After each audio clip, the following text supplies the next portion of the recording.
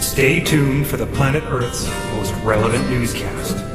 Broadcasting from Sector 17G of the Milky Way Galaxy, we present to you a program that is a strange combination of newsworthy and non-newsworthy. Funny at times and extremely non-funny at others.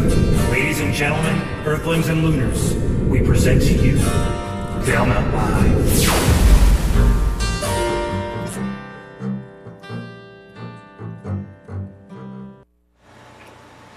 Welcome to episode 44 of Valemount Live. We have a fantastic show for you tonight, in spite of the long weekend and a contagious virus that leveled our entire production team. Our crew is decimated and they all missed a full day of work this week. But the universe was kind, and we have a fact-filled show. I'm Anne-Marie Scott. And I'm Jody Newham. This is Valemount Live. Where should we start? Let's start at the beginning and work our way to the end. Good call. Remember when we used to have a thriving forest industry here? No. Think way back. Forest industry here? Well, former workers of the Valemount Mill just received word from the Labor Relations Board. I remember the mill. Yeah, they haven't turned out a plank since 2006. That's right. According to the collective agreement and an early ruling, the mill owner had to pay severance to employees. But they haven't got severance yet. Well, back in the day, the Labor Relations Board ruled that Carrier Lumber should pay severance to the employees since 2006. But Carrier alleged they were denied a fair hearing. So the union's been battling all this time? Yeah. The United Steelworkers Local 1-417 kick it old school. So what happened? On September 3rd, Vice Chair of the Labor Board, Bruce Wilkins, said Carrier must pay. Let's talk to Marty Gibbons, the president of Steelworkers Local 1-417. Shortly after the seniority retention ran out on the majority of the employees, I think it was like 1 or 2 months later, Valemount Forest Products notified us they were closing the operation and only paying severance based on people that were left on the seniority list, which was like under 10. As a union, we felt that was awful questionable, and we arbitrated it through labor arbitration in our collective agreement. And the arbitration took a lot longer than we thought it would. We were very happy with the decision that was favorable for us, saying that Valemount, the permanent closure date, was the last date the mill operated. By doing that, it put a whole bunch of people back on the list that had fallen off. Many people. Many people. Almost 200. We don't know exactly, and I can't give names. As we have to. That's something we want to be very careful with right now about saying until we're 100% sure. So a lot of people, more than 50 for sure, people are going to be on the list. All those people are going to qualify for severance pay. The company opposed this arbitration ruling and appealed it through their lawyer to the Labor Relations Board of British Columbia. The Labor Relations Board took a very long time to make a ruling, and that ruling just came out, I think, last week or the week before, and the ruling was that they upheld the arbitrator's decision. From here, the company still is able to appeal. You could appeal till the cows come home if you wanted to. They could take us to the Supreme Court of Canada. My understanding, and I am not a lawyer, I pay people for that, is that if you go to the Supreme Court of Canada and are unsuccessful, you are required to pay the legal fees of the opponent. When you say that they can appeal, that means like they could have ongoing appeals to the Labor Relations Board indefinitely until they decide to take it to the Supreme Court, which would be their own volition? They're done with the Labor Board. The Labor Board ruled against them. They're done. It is now up to the, if they choose to continue with this process, we feel we have a very strong case. We feel that the employer would be wasting its time and energy and resources to continue this and just needs to pay up. But if there is always a risk, and I guess if a lawyer is good enough, there's always a risk. We just hope that the employer closes this book and pays the people what they're owed. So how does Carrier feel about this? I don't know. Somebody should call them. Somebody did. Here's a conversation from earlier this afternoon with the president of Carrier Lumber, Bill Kordyban. What is your next action?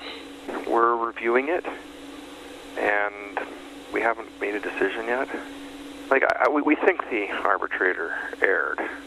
We tried to get the mill going, and we had bargaining unit employees working there and upgrading the mill and fixing things up and getting it ready. But he never dealt with the fact that people were working there, and I really can't fathom how a plant can be permanently closed and yet be open at the same time. And that's effectively what he ruled. But he doesn't address the issue.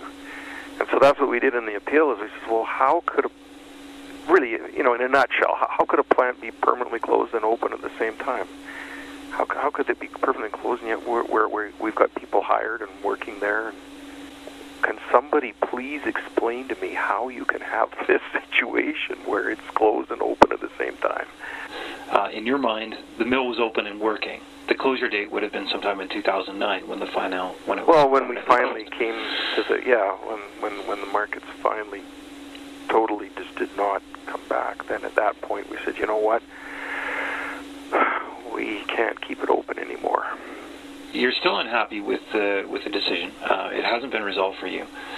At what point does it become more cost effective just to pay the severance rather than to continue on? I'm not sure if it's expensive to tangle with the Labor Relations Board or not, but I mean, is that a cutoff where it's okay, Carrier needs to go forward at this point?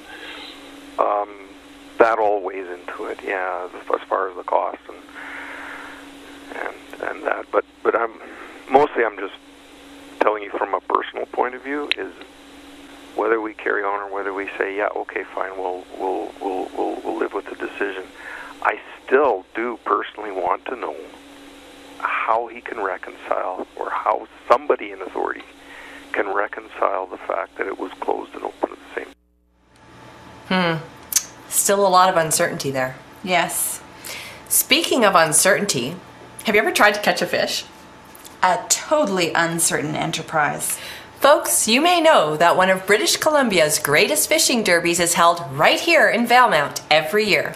This year was a success like no other. Fishermen set sail. Children laughed. Beverages were quaffed.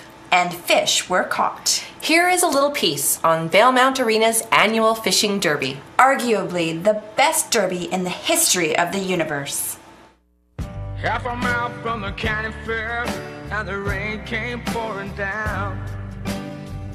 Me and Billy standing there with a silver half a crown. And the full of fishing.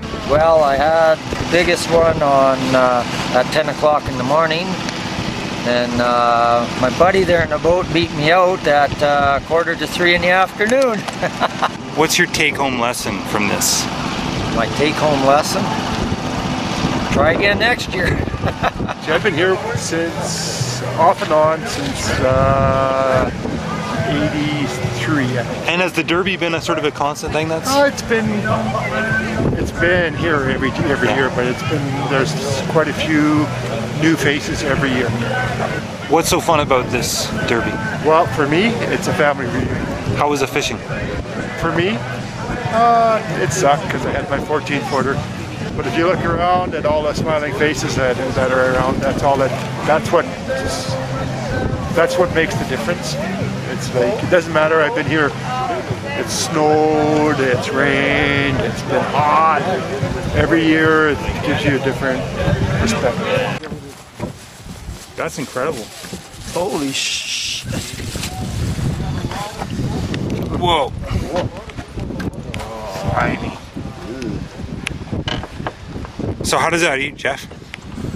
Pretty good, pretty good. So did you have fun? Fantastic time. It's a beautiful area. Water is amazing. Yeah, it's excellent. Are we going to see you on the podium? Maybe next year, yeah. This year, definitely not. Okay. This year's not a chance, but next year is a very good possibility.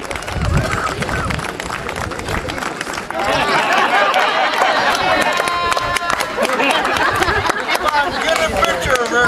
Please.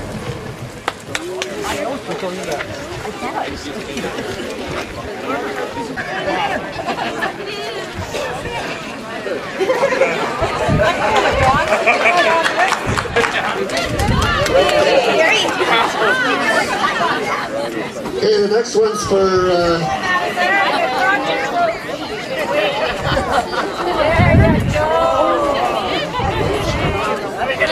and that's by Chris Griffin Trucking.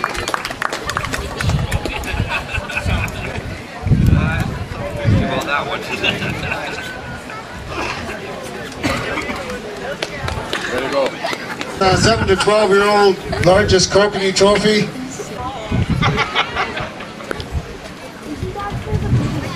Next one is 7 to 12-year-old grand aggregate trophy. That goes to Darian Griffin, the 12-year-old largest rainbow trout.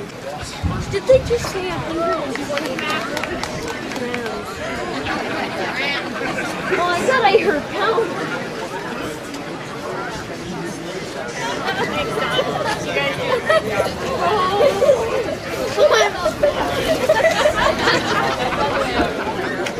And it goes to Floyd Mearsman, 2,620 grams.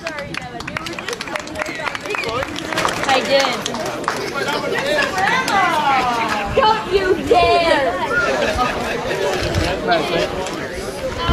And the winner is Floyd Mearsman, 2,620 grams.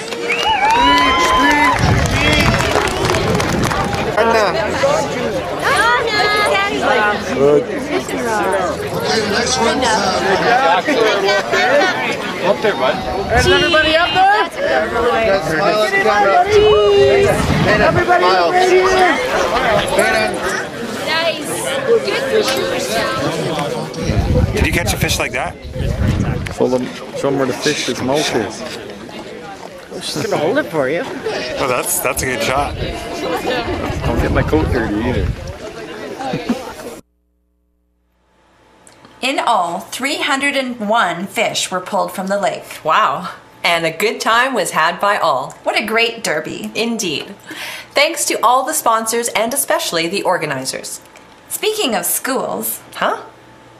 Like fish. Schools of fish. Oh, that's a harsh segue. True.